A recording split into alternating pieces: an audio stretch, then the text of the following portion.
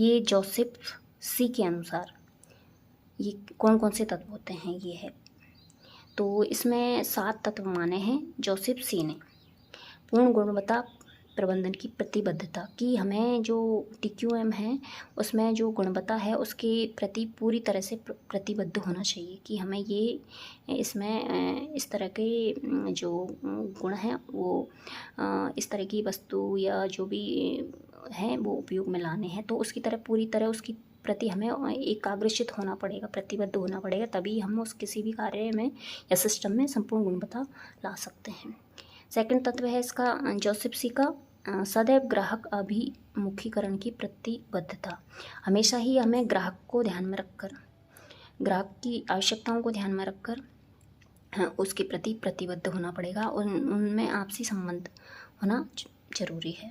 एक दल के रूप में कार्य करने की प्रतिबद्धता, मतलब सभी, जैसे टीचर, शिक्षा के क्षेत्र में हम देखते हैं तो टीचर, प्रधानाध्यापक, शिक्षार्थी, जो विद्यार्थी होते हैं, समुदाय के लोग आपस में उनकी आवश्यकताओं को इस तरह ध्यान में रखकर कार्य करने की प्रति प्रतिबद्धता होनी जरूरी है। और जोसेफ सी का जो चौथा तत्व है वो है स्व प्रबंधन और नेतृत्व हेतु प्रतिबद्धता, यानी वो जो प्रबंधन होता है वो अपने द्वारा बनाया गया, और नेतृत्व हेतु जो भी, जैसे प्रधानाध्यापक नेतृत्व करता होता है तो उसके प्रति उसको प्रतिबद्ध होना चाहिए, समर्पित होना चाहिए उस कार्य के प्रति, नेतृत्व करता है तो उसके प्रति।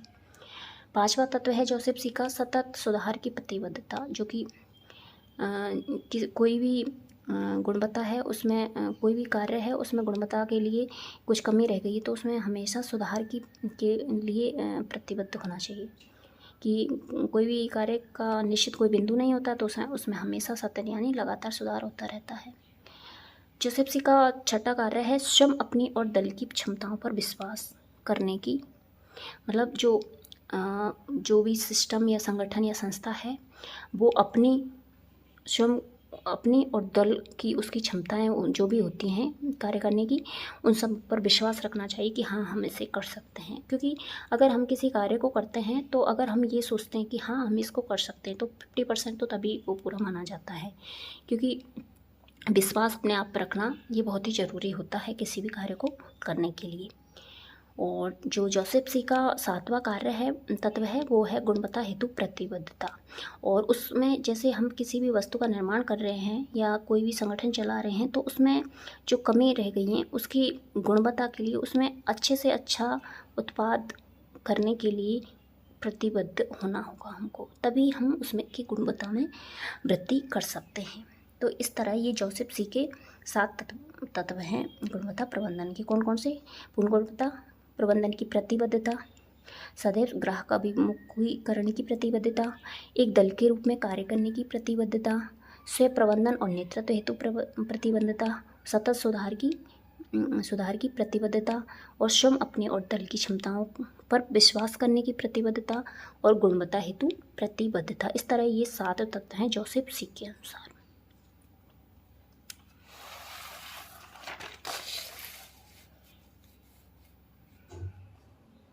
नेक्स्ट क्वेश्चन है हमारा, जेरोम एस एरकारो के अनुसार TQM को किसी शैक्षिक संस्था में सफलतापूर्वक लागू करने के लिए कितने तत्व आवश्यक हैं? जो जेरोम एस कारो हैं इनके अनुसार TQM को किसी शिक्षा के क्षेत्र में सफलतापूर्वक लागू करने के लिए कितने तत्व आवश्यक हैं? तो शिक्षा के क्षेत्र में वो कितने हैं? जेरोम के अनुसार 5। कौन कौन से? ग्राहक केंद्रित, कि ये जो शिक्षा गुणवत्ता है TQM ये ग्राहक केंद्रित होनी चाहिए। यानी ग्राहक कौन होते हैं शिक्षा के क्षेत्र में? जो भी समुदाय होता है, सामाजिक समुदाय, विद्यार्थी, ये सब क्या होते हैं? जो समुदाय होता है, अभिभावक, ये सब ग्राहक होते हैं। तो इनको केंद्र में रखकर, इनकी समस्याओं को ध्यान में रखकर और इनको किस तरह इनको लाभ हो उसको ध्यान में रख कर के ये शिक्षा के क्षेत्र में इसका उपयोग करना चाहिए। तो ग्राहक केंद्रित होना चाहिए संपूर्ण TQM, और संपूर्ण जुड़ाव, और उसके प्रति हमें संपूर्ण जुड़ाव रखना चाहिए। किसने कहा है? जेरोम एस एरकारो ने, कि संपूर्ण जुड़ाव से मतलब है कि जैसे शिक्षक है उसकी भी कुछ अपनी समस्याएं या फिर उसको कोई भी समस्या हो सकती है उसकी अपनी, और विद्यार्थी की क्या आवश्यकता है उसको ध्यान में रखकर, अभिभावकों की क्या, उनको इन सब का आपस में संबंध या जुड़ाव, आपसी जुड़ाव होना बहुत ही ज़रूरी है टीक्यूएम की वृद्धि के लिए।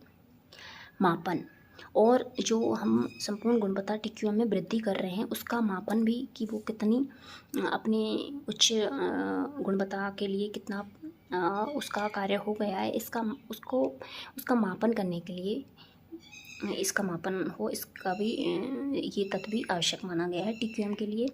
और जेरोम एरकारो ने जो चौथा तत्व माना है वो माना है शिक्षा के लिए क्रमबद्ध योजना बनाना। कि जो शिक्षक क्रमबद्ध योजना बनाते, कोई भी काम करते हैं तो हम योजना बनाते हैं, तो शिक्षा के क्षेत्र में जो भी किस तरह वो गुणवत्ता में वृद्धि की जा सके उसके लिए क्रम से योजना बनाते हैं। कि इस तरह का छात्र शिक्षक वो विद्यार्थियों पर इस तरह का प्रयोग किया, इसमें हमें अगर कोई भी सुधार या फिर प्रगति नहीं लग रही है तो हम दूसरा तरीका सोच सकते हैं। तो इस तरह क्रमबद्ध उसकी योजना बनाना। सतत सुधार, हम सतत सुधार से मतलब कि किसी भी कार्य के लिए कोई निश्चित बिंदु नहीं होता, उसमें लगातार सुधार होते रहना चाहिए, एक निश्चित बिंदु तक ही रुककर नहीं रह जाना चाहिए, और यही गुणवत्ता में सतत वृद्धि होती है। और जो छठा तत्व है वो है जॉन जे बास्टेगल। ये क्वेश्चन है, 5 ही तत्व बताए हैं जेरोम स्पिनर ने। उसके बाद जो छठवां क्वेश्चन है हमारा वो है जॉन जे बास्टेगल के अनुसार शिक्षा में टीक्यूएम के प्रमुख अंग होते हैं। जॉन जे बास्टेगल के अनुसार टीक्यूएम के प्रमुख अंग हैं संबंध, यानी संबंध, सतत सुधार, गुणात्मक व्यवस्था और टीक्यूएम का नेतृत्व। ये 4 सुधार बताए हैं जॉन जे बास्टेगल के अनुसार। इसमें जो संबंध से मतलब है कि विद्यार्थी, शिक्षक और संस्था में आपसी संबंध, ये संबंध। टीक्यूएम का सुधार तभी हो सकता है कि संबंध आपस में माधुर्यपूर्ण और अच्छे हो। और सतत सुधार, यानी सतत सुधार, इसमें क्या कि स्वयं का मूल्यांकन की क्या कमी रह गई है उसमें सुधार कार्यक्रम ये प्रस्तावित करके और उसमें सुधार होते रहना चाहिए, किसी भी कोई भी प्लान करते हैं तो उसमें, तो इस तरह सतत सुधार होना चाहिए टीक्यूएम में। और गुणात्मक व्यवस्था, और उसमें उच्च गुणों का से युक्त किसी भी विचार या कार्य का होना गुणात्मक व्यवस्था से है। और टीक्यूएम का नेतृत्व, इसका नेतृत्व करने वाला एक इनोवेशन से युक्त होना चाहिए, मतलब नवाचारों से युक्त। इस तरह ये जॉनसन बास्टेगल के अनुसार शिक्षा में टीक्यूएम के प्रमुख अंग हैं। कौन कौन से? संबंध, सतत सुधार, गुणात्मक व्यवस्था और टीक्यूएम का नेतृत्व। यानी संबंध अच्छे हो, सुधार व्यवस्था में आपसी जो अपना मूल्यांकन करके उसमें सुधार होते रहना चाहिए, गुणात्मक व्यवस्था उसकी अच्छी होनी चाहिए, टीक्यूएम का नेतृत्व करता नव इनोवेशन से युक्त होना चाहिए। नेक्स्ट क्वेश्चन है हमारा, टीक्यूएम के सिद्धांत मुख्य रूप से माने गए हैं। तो टीक्यूएम के सिद्धांत मुख्य रूप से कितने माने गए हैं? तो वो 8 माने गए हैं सर्वमान्य रूप से। ये तो विद्वानों ने दिए थे अपने अपने तत्व और ये, लेकिन जो टीक्यूएम के मुख्य रूप से सिद्धांत कितने माने गए हैं वो हैं 8। कौन कौन से? ग्राहक केंद्रित, की कोई भी वस्तु या संगठन है उसके जो ग्राहक की आवश्यकता को ध्यान में रखकर बनाया जाना चाहिए उसके नियम, उत्पाद। और सेकंड है कुल कर्मचारी भागीदारी, यानी सभी कर्मचारियों की भागीदारी होना उसमें बहुत ही ज़रूरी है, ये तभी उसकी गुणवत्ता में संपूर्ण वृद्धि लाई जा सकती है।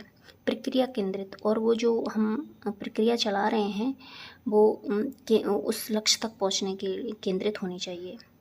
एकीकृत प्रणाली, और सभी का संगठन, विद्यार्थी, शिक्षक, शिक्षा क्षेत्र में जो होता है आपस में उनका एक ही लक्ष्य को प्राप्त करने का प्रयास किया जाना चाहिए।